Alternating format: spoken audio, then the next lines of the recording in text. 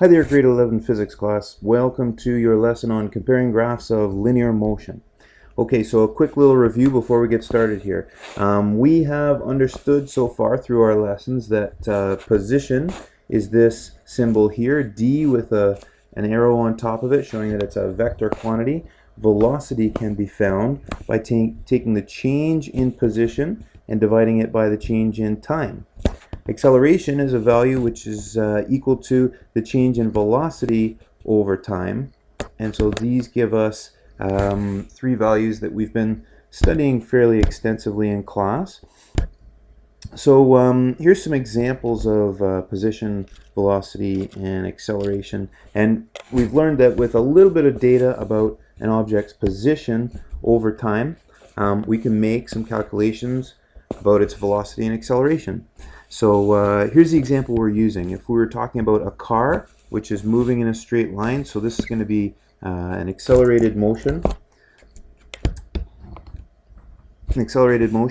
We will take a look at its position time graph, for example, and so far we know that velocity is the change in position over time. So we might take a look at a graph like this one, and we could calculate and figure out what the velocity time graph would look like, just because we can take slopes along this curve over certain periods of time and then plot these points on the velocity time graph. So by taking slopes, we can determine a velocity time graph from the position time graph. Also, we've learned that acceleration is a change in velocity over time, so it stands to reason that if we have a velocity time graph, and we've done this in a lab, if we take the slope of the velocity at particular times, we can plot points on the acceleration time graph and basically create an acceleration time graph. So by taking the slopes of the curve at particular points in time, we can plot an acceleration time graph from a velocity time graph. Also, so far we've learned that if we take the area under the velocity time curve, we can determine what the position or the change in position is for a particular object with motion. So if we take the area under the curve for a particular period of time, we can find its change in position. So we can basically move from a velocity time graph to a position time graph just by finding areas. It therefore would stand to reason the same thing goes with an acceleration time graph. If we're taking areas under this curve, it will provide us with the change in velocity over that particular period of time. So this area will correspond to the change in velocity. So for this same amount of time, we'll be able to plot the velocity thanks to the change due to acceleration. So we can calculate a velocity time graph from an acceleration time graph. Okay, so here's our first example. In this example, we have an acceleration time graph where the acceleration remains constant throughout the entire time. So it's an acceleration time graph, and this question is asking us to use the graph to draw the corresponding velocity time graph for an object which has zero velocity at time zero. Okay, so what we can do is start out by kind of taking some points on the graph where we're going to sample and we're going to find out what their velocities are. Okay, so we know at time 0 that the velocity is equal to 0. That's what it tells us here. Moving on to 2 seconds later, okay, so time is equal to 2 seconds, we can say that the velocity has now changed thanks to an acceleration. So velocity is the 0 meters per second,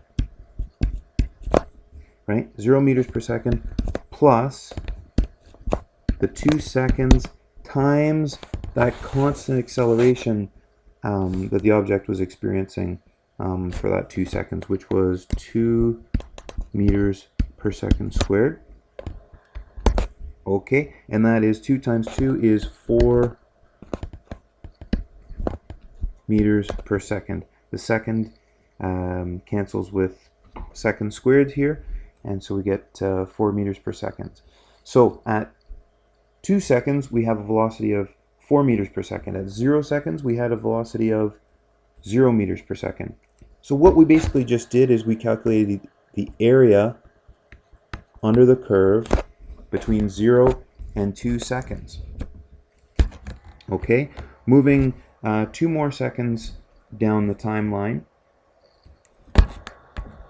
At time is equal to 4 seconds, we can say that the velocity would be equal to 4 meters per second, like it was at time is equal to 2, plus another 2 seconds times that constant acceleration of 2 meters per second squared.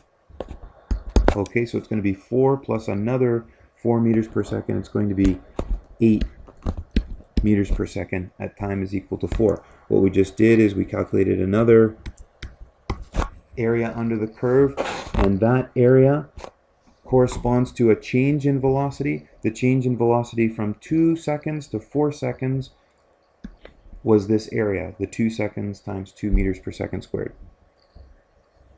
Continuing on, where are we next? At 10 seconds,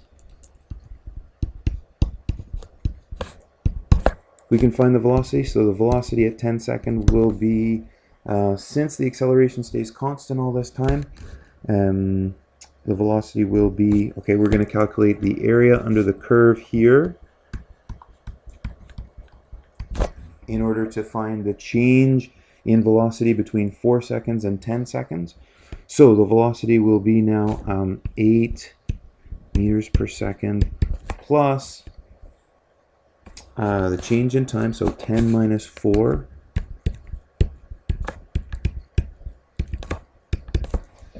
times the acceleration, and that acceleration was 2 meters per second squared. Okay, so 8 meters per second plus 6 seconds goes by at 2 meters per second squared gives us 12 meters per second. 12 plus 8 gives us 20 meters per second is the velocity at 10 seconds. And then finally, time at 16 seconds is going to be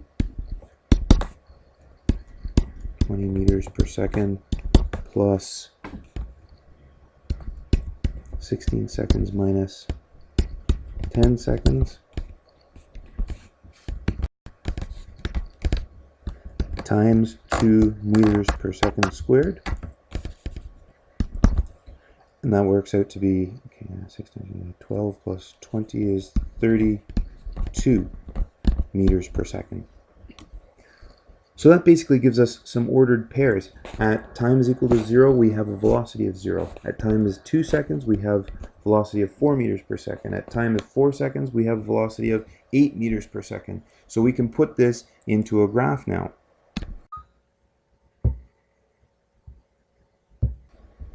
So here we are, I've set up my graph, and I just need to get my ordered pair. So at time is 0, velocity is 0. So that's going to be my first point here. At time is equal to 2 seconds, velocity is 4 seconds. Okay, another point there. At time is equal to 4 seconds, the velocity is 8 meters per second. Okay, right like that. At time is 10 seconds, velocity is 20 meters per second. Somewhere close to there. And finally, at time is 16 seconds, we're going to have a velocity of 32 meters per second. So that'll be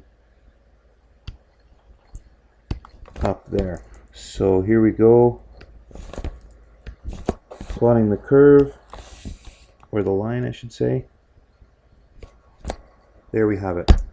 And actually, I guess